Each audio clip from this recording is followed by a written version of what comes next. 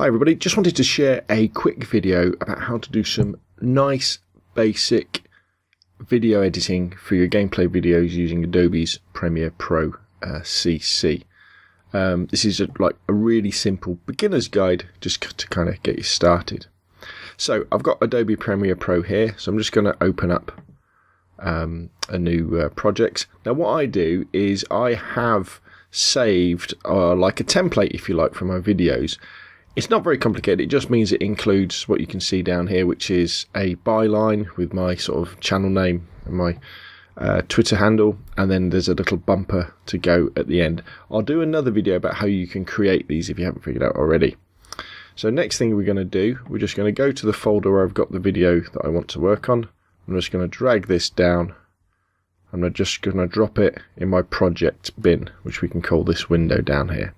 This is some captured footage from Sniper Elite V2, which I captured using my LGP Lite from my Xbox 360. And it's a short gameplay video where I'm traversing the rooftops taking out some snipers. So it's just a simple gameplay video. I'm not going to be adding any commentary beyond anything that I recorded at the time, which I don't think I did. And we're just going to do some nice simple edits. So down the bottom right hand side you'll see this yellow bar that's going up. That just means Premiere Pro is processing the clip so you can edit it nice and quickly. You don't have to wait for that, you can just crack on. So now that's done that, I'm going to take it and drop it over to the timeline here. Now you'll see that my timeline is blank. This is quite important. If you do create your own sort of template for videos, try not to have anything in the timeline if you're going to be capturing different qualities of video. So maybe you might be capturing some stuff at 1080p and some stuff at say 720 or lower, or maybe even higher, going up to 4K. Because if you've already got a timeline set up with things in, whatever resolution and bitrate that tends to be, it will stay at that. Whereas if you leave it empty, the Premiere Pro will match that to whatever you drop in. So I'm just going to drag the video over now. I'm just going to drop it onto the timeline. As you can see, the timeline has now populated. We've got our preview panel up in the top right corner, and we've got our audio mixer down here.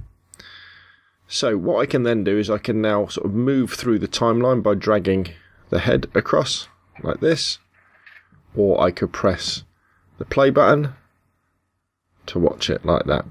Now as it happens, all I really want is the bit where I'm going across the rooftop. So to start with, funny enough, I'm just going to go to the end and I'm going to find out where the end of the clip is.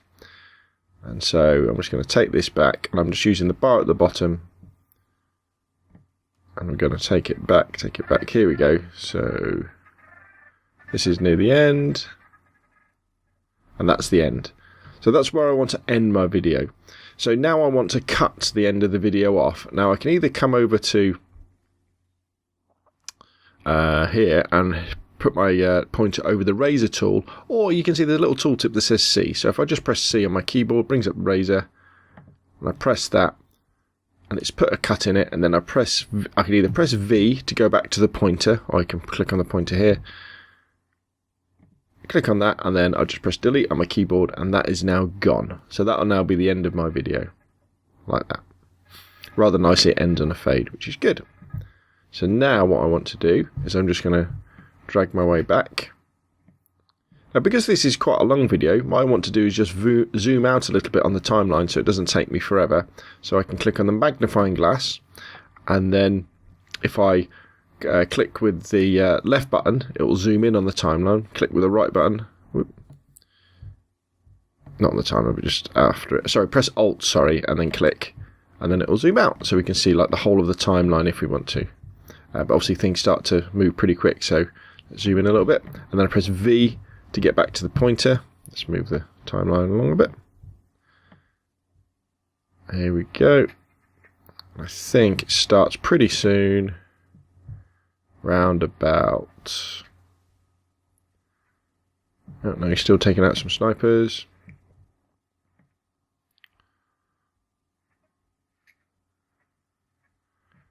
Right, here we go. There's the binoculars. More snipers. Right, here we go. So he's found that map. What's a good place to start? Probably at the start of the cutscene, isn't it? Let's just play that and see where that is. Right, yeah, so probably a good place to start the video is the beginning of that cutscene. So I'm just going to zoom in a little bit so I can have more fine control over the head. And then I'm going to slide over. Right, so that's a good place to start because it's a blank frame. So I press C to get my razor tool back up. Click on the video. V to get the pointer back. Now, what I'm going to do now is I'm going to right click on the timeline and get this menu up.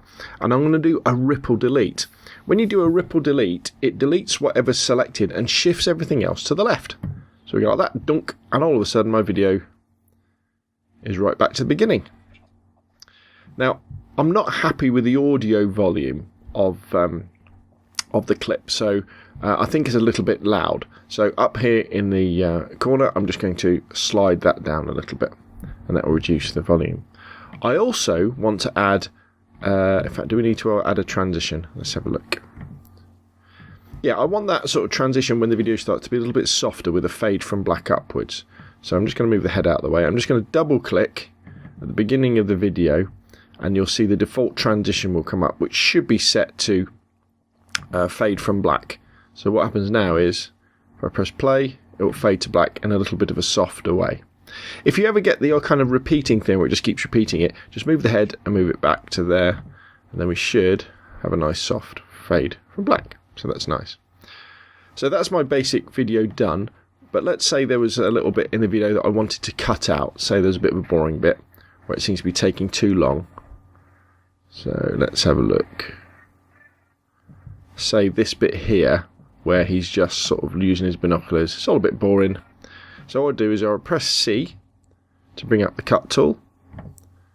Click where I want the cut to start. Move the head along. Say we want to end it there.